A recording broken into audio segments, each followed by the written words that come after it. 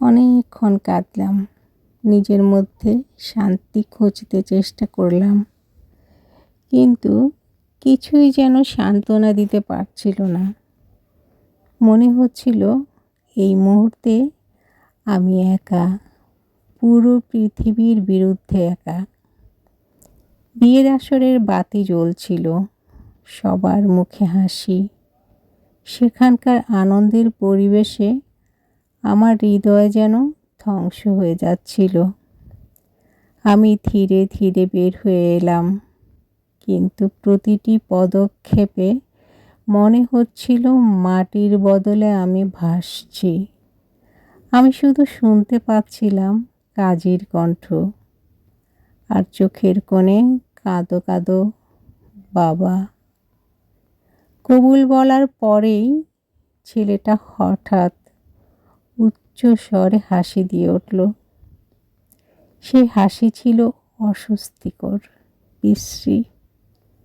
সবাই তার হাসির দিকে তাকিয়ে রইল, যেন কিছু একটা অদ্ভুত ঘটেছে। সেই হাসি যেন কেমন শীতল ঠান্ডায় জমে যাওয়া বরফের মতো। সবাই একে একে তাকিয়ে রহস্যর অনুভূতি অনুভব করতে লাগলো। সে হাসি থামিয়ে হুঙ্কার দিয়ে বলল, এখন আমার শ্বশুর মশাইকে আমার আসল পরিচয়টা দিতে হবে। তারপর আবার হাসি দিল। তার হাসি যেন প্রতিটি শব্দের সাথে আরও জোরালো হয়ে উঠল। বাবার মুখে অবাক ভাব ফুটে উঠল, তার চোখে প্রশ্নের ঝিলিক। বাবার চোখে বিস্ময়ের ছাপ ফুটে উঠল। তার পা যেন অস্থির হয়ে উঠল, কিন্তু তার মুখের গভীর উদ্বেগ ছিল চোখে পড়ার মতো। বাবার মুখের রং বদলে গেল। চমকে উঠলেন তিনি। মানে, তুমি কে?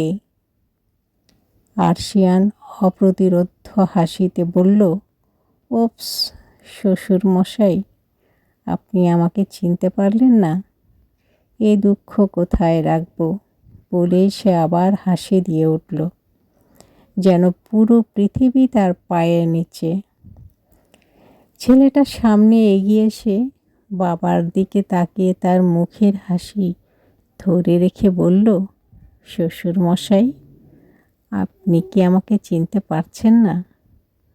আমি হলাম আরশিয়ান তাহসিন চৌধুরী। আমি চৌধুরী পরিবারের সন্তান।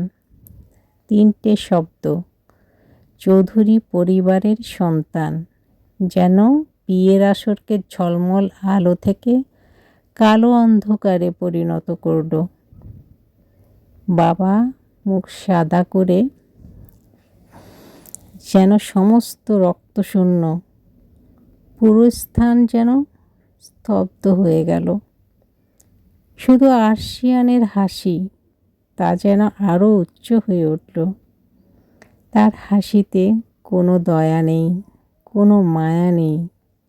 সেই হাসি ছিল এক ধরনের ক্ষমতার হাসি, ভয়ঙ্কর হাসি।